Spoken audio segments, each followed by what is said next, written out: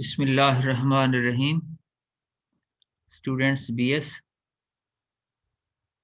Second semester chemistry, botany, zoology and physics. Organic chemistry में हम aromatic compounds का chapter जो स्टडी कर रहे थे, तो हम उसमें reactivity of benzene and its derivatives के टॉपिक में मौजूद थे। आज का जो हमारा टॉपिक है वो है orientation and reactivity of substituted benzene. इस टॉपिक का मुख्तसर सा मैं आपको इंट्रोडक्शन दे दूं कि बेंजीन में अगर कोई एक ग्रुप पहले से मौजूद है, यानी डेरिवेटिव ऑफ बेंजीन है, मोनो सब्स्टिट्यूटेड है,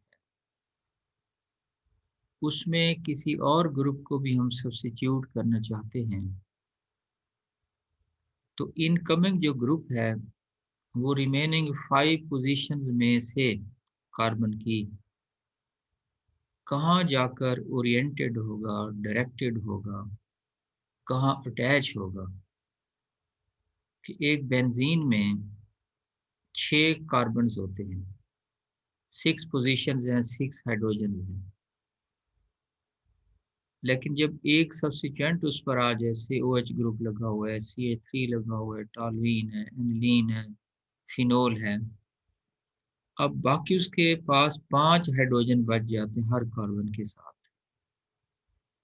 अगर कोई और ग्रुप उसमें हम कार्बोक्सिल ग्रुप है, कोई हाइड्रोक्सिल ग्रुप है, कोई नाइट्रो है, कोई अमाइनो ग्रुप हम उसमें मजीद सब्स्टिट्यूट करना चाहते हैं, डाई सब्स्टिट्यूटेड प्रोडक्ट बनाना चाहते हैं, तो ऐसी सूरत में जो इनकमिंग ग्रुप होगा वो कहाँ किस कार्बन के साथ जाकर अटैच होगा, ये इस टॉपिक का मकसद है, orientation and reactivity of substituted benzene. तो टॉपिक को बाकायदा हम आगाज करते हैं। ये देखिए आपके सामने है टॉपिक पॉइंट। इसमें बेंजीन पर ऑलरेडी एक एक्स ग्रुप जो है ऑलरेडी मौजूद है, एक और सब्स्टिट्यूएंट वाई हम इसके साथ अटैच करवाना चाहते हैं। अब देखें, ये 1, ये 2, ये 3, ये 4, ये 5 पोजीशन बाकी बचती हैं। देखा ये गया कि डाई सब्स्टिट्यूटेड जो प्रोडक्ट्स हैं बेंजीन के, इसकी तादाद 3 बनती है जाकर। There are 3 di substituted benzenes. ये जैसे आपके सामने आर्थो, मेटा और पैरा पोजीशन पर यहाँ पर हो जाएगा, तो ये फिर मेटा डैश, ये आर्थो डैश। जब 3 पॉसिबल पोजीशंस हैं, लेकिन जब हम इसके प्रोडक्ट्स को देखते हैं, बड़ी गौरतलब बात है, समझ लें पॉइंट को, कि जब एक सेकंड ग्रुप इसमें सब्स्टिट्यूट की कोशिश करते हैं, या तो इसमें सिर्फ ये मेटा प्रोडक्ट हासिल होता है, या फिर अर्थ और ये पैरा, या ये दो बनते हैं या सिर्फ ये बनता है। बनना चाहिए इन तीनों को, हालांकि तो चांसेस तो ये होने चाहिए। अब इसकी रीज़न क्या है, इसी को देखें। ये सारा थ्योरी में जो दिया हुआ है, since there is only one monosubstituted benzene, it may occupy any position in the benzene ring as all positions are equivalent. In disubstituted benzenes, however, it is necessary to know the position of the second substituent in the benzene nucleus. Orientation in benzene is a process of determining the position of second substituent in the benzene ring relative to the first substituent. It deals with the problem of finding the position of the second substituent in the benzene ring, effect of this substituent on the reactivity of the benzene ring for further electrophilic attack, and its influence on the position at which the second group would attack. अब ये इसके बताया होगा कि इसकी क्या हो सकता है possibility. Reactivity of benzene toward an electrophilic reagent may be increased or decreased by the presence of a substituent in the benzene ring. Compare the resonance structures of the benzene, phenol, and nitrobenzene.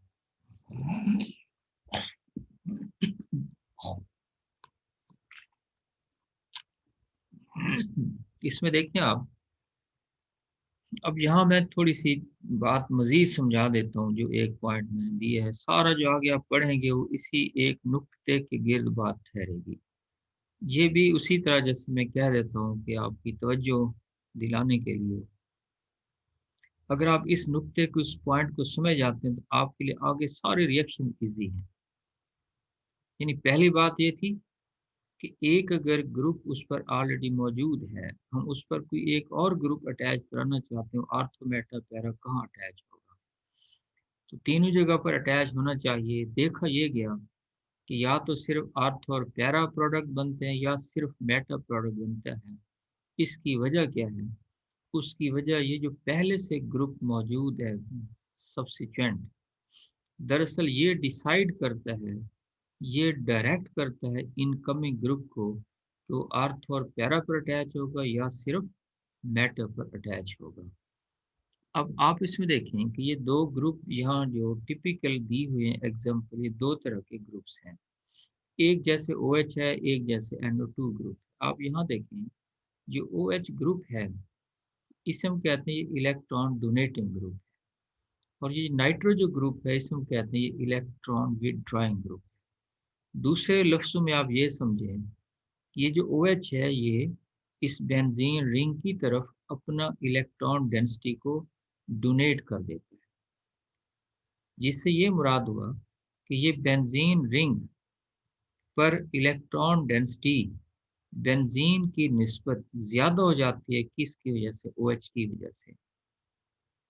और जो nitro group है जो electron withdraw कर लेता है इस benzene ring से अपनी तरफ, तो ये रिंग जो है इस पर पॉजिटिव चार्ज ज़्यादा आ जाता है, यानी इलेक्ट्रॉन डेफिशिएंट हो जाते हैं इस नाइट्रो ग्रुप की निस्बत। अच्छा, अब इसके ये रेजोनेंस स्ट्रक्चर आप देखें कि नेगेटिव चार्ज जो यहाँ से इधर शिफ्ट होता है, या तो आर्थो पर है या पैरा पर है या आर्थो डैश पोजीशन पर डीलोकलाइज हो जाता है। दूसरे लफ्ज़ों में जो नेगेटिव चार्ज है वो इन तीन पोजीशन पर उसके चांसेस ज़्यादा हैं।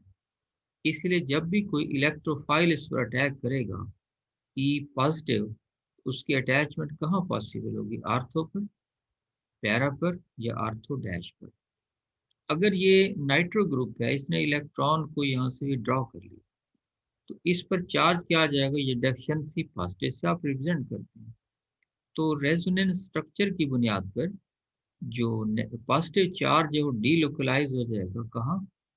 आर्थो, पैरा और आर्थो डैश पर। अब वो जो इलेक्ट्रोफाइल है यहाँ पर तो नेगेटिव चार्ज की तरफ अट्रैक्ट हो गया। इधर जहाँ जहाँ पॉजिटिव चार्ज होगा उस जगह पर उसके अटैच होने के चांसेस नहीं होंगे। फिर कहाँ वो अटैच होगा? इसके दरमियान में, यानी मेटा पोजीशन पर। तो यहाँ से एक बात क्लियर होगी कि अगर कोई इलेक्ट्रॉन डोनेटिंग ग्रुप पहले से मौजूद है और एक इलेक्ट्रोफाइल को इसमें सब्स्टिट्यूट या अटैच कराना चाहते हैं, तो ये जो रिंग है ये उसके अटैक को फैसिलिटेट कर देगा, क्योंकि इस पर नेगेटिव चार्ज डीलोकलाइज हो गया।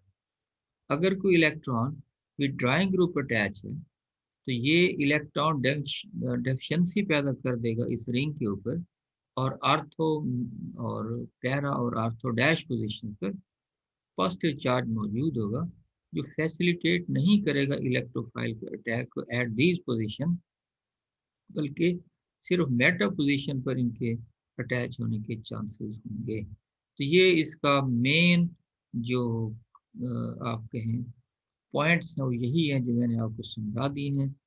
आगे इन्हीं बातों को डिटेल के साथ थ्योरी में समझा दिया गया है। अब ये देखें, we notice that the delocalized pi electron in the benzene put a partial negative charge on each carbon of the ring, thus making each carbon atom susceptible to attack by an electrophile. In phenol, the OH group donates an electron pair to the ring, thus making the ring a better nucleophile. The resonance contributing structure of the phenol show that position 2, 4, 6 have greater electron density than the position 3, 5. Obviously, then the presence of OH group in the benzene ring activate the ring for the electrophilic attack of the second group and directs it to attack on the electron-rich positions 2, 4, 6, which is our ortho and para position. तो ये इसके ये chances की बात यहाँ की गई है। अच्छा, अब नेक्स्ट देखें कि इसके बाद जो है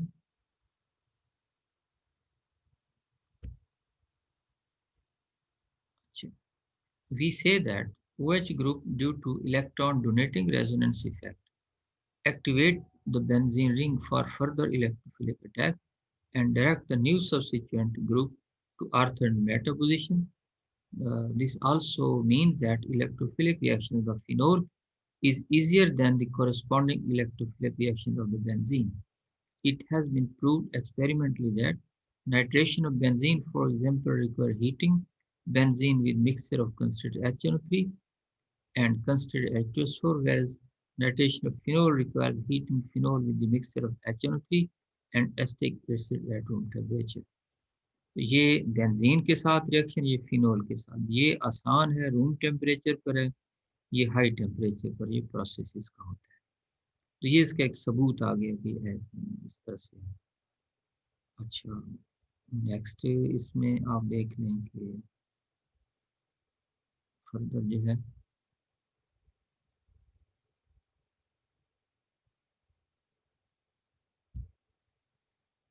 the group which resembles OH is in being activating and orthopara directing or NH2, NHR, NR2, NHCOR, phenyl and or alkyl group. These groups are electron donating due to resonance effect. Hydroxyl and amino groups do have little electron withdrawing inductive effect, but that is less than their electron donating resonance effect.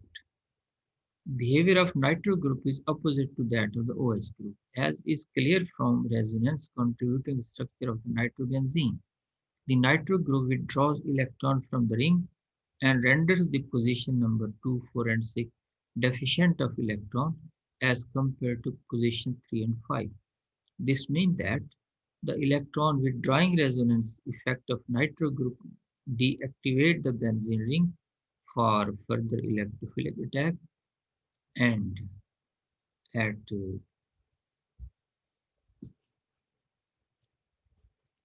all new electrophile attack under drastic condition, it should attack not at 2, 4, 6 positions but possibly at 3, 5। ये जो मैंने आपको बात समझाई है, तो ये fuming nitric acid में तो ये मेटा पोजीशन पर नाइट्रो ग्रुप की अटैचमेंट होगी। इस तरह के जो रिजेंबलिंग ग्रुप्स हैं, साइनाइड, कार्बोक्सिलिक, सल्फोनिक, ये ट्राई इमाइन और ये इसाइल ग्रुप्स हो गए, तो ये सारे जो हैं ये आप कहेंगे कि इलेक्ट्रॉन विड्रॉइंग है और मेटा डायरेक्टिंग ग्रुप्स कहलाएंगे। The nitro group has electron withdrawing inductive effect also. Both effects add up so that a nitro group is a powerful electron withdrawing group as compared to others like cyanide, etc. A halogen atom attached to benzene ring has electron donating resonance effect so that it is orthopara directing. तो मजीद जो इसमें देखें, but at the same time it has a stronger electron withdrawing inductive effect which make halogen atom overall electron withdrawing, and as a result halogens serve deactivating the ring for electrophilic attack. Thus inductive and resonance effect of the OH, NO2 and Cl are shown below. In the case of OH, resonance effect dominates, and in the case of halogen, inductive effect dominate. तो ये यानी resonance effect electron donating है, इसमें electron withdrawing है, इसमें electron donating वो lone pair की वजह से। इंडक्टिव इफेक्ट इलेक्ट्रॉन विड्रॉइंग है, ये फिर इलेक्ट्रॉन विड्रॉइंग है, ये भी इलेक्ट्रॉन विड्रॉइंग है। नेट इफेक्ट इसमें इलेक्ट्रॉन डोनेटिंग, इसमें विड्रॉइंग और इसमें भी विड्रॉइंग, ये याद करने वाली चीज़ है।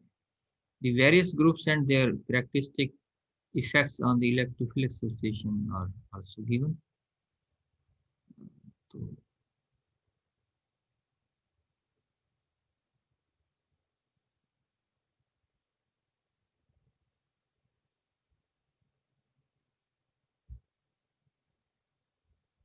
अब ये activating and ortho para directing, deactivating and matter directing, ये इसके आगे सारे ग्रुप्स आप याद रखेंगे। The importance of an understanding of orientation and reactivity would be clear from the following few examples of synthesis of various disubstituted benzene. For the preparation of meta disubstituted benzene, we must have meta directing group present already in the benzene ring. And similarly, for the synthesis of an ortho disubstituted benzene or para disubstituted benzene, an ortho para directing group must already be present. Thus, to prepare metachloronitrobenzene, we must introduce nitro group first, and because it is meta directing, it will direct the second group Cl to go to meta position। और इसी तरह से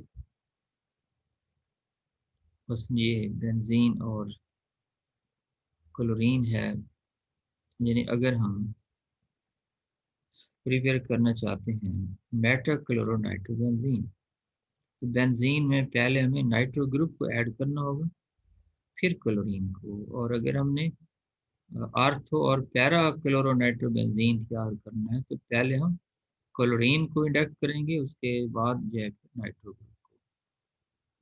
since chlorine is ortho para, और ये बस इसी बात को जो पहले हमने कही है, अगर हम इन्हें तैयार करना चाहते हैं तो हमें बेंजीन से कैसे प्रिपेयर करेंगे, पहले किस ग्रुप को सब्स्टिट्यूट करना होगा, ये इसकी इसमें वजाहत की गई है। तो इसी तरह से ये देखिए बेंजीन में अगर हम पहले मिथाइल ग्रुप अटैच कर देंगे तो नाइट्रेशन जो है कहाँ पर होगी, मेटा और पैरा पर होगी। और उसकी फिर अगर आप ऑक्सीडेशन करवा दें आर्थो नाइट्रोबेंजोइक एसिड में भी हम ये प्रोडक्ट हासिल कर सकते हैं। तो ये वही थ्योरी उसकी एग्जांपल्स की सूरत में है, आप इन्हें जब लिखेंगे तो बात बड़ी वाज़ेह सी क्लियर होती जाएगी। बस ये हमारा आज का लेक्चर था, कोई इतना मुश्किल नहीं है। अगर थोड़ा सा आप इसे ज़हन में लाएं तो जो बेंजीन एफएससी में लास्ट टॉपिक था बिल्कुल उसी तर्ज का है, ज़रा एग्जांपल्स थोड़ी सी ऐड कर देंगे तो ये आपने इसे तैयार करना है। एक बात आपको क्लियर कर दूं कि आप लोगों का सिलेबस जो है वो काफ़ी ज़्यादा है, लेंथी है, ऑर्गेनिक का जो सिलेबस है।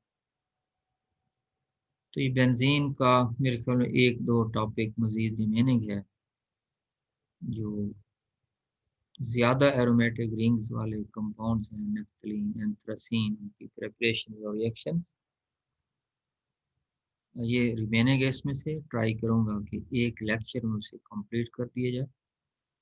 उसके बाद फिर फंक्शनल ग्रुप सारे स्टार्ट होते हैं, जिसमें हाइड्रोक्सिल भी है, अल्काइल हिलाइड भी है, कार्बोक्सिलिक एल्डिहाइड कीटोन्स हैं, कुछ नाइट्रोजन कंपाउंड्स हैं, लेकिन उसमें टॉपिक्स थोड़े थोड़े हैं। तो कोशिश यही है कि हम अगर इसे कंप्लीट कर लें तकरीबन फर्स्ट वीक ऑफ जनवरी तक। सुनने में यही आ रहा है कि लास्ट वीक ऑफ जनवरी में आपके फाइनल पेपर्स हो रहे हैं। तो इसमें आप लोग अपनी तैयारी घर बैठे हुए मुकम्मल तौर पर करते रहें। तो इसका अंदाज़ा नहीं है कि तकरीबन चांस यही है कि BZU वालों ने डिसाइड किया है कि वो पेपर्स लेंगे थ्योरी की बजाय।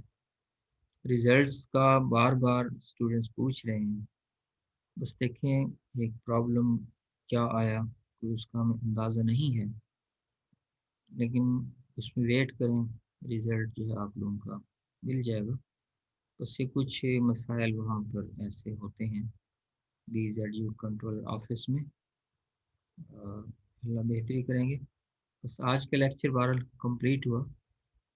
अल्लाह हाफिज़, अल्लाह की अमान।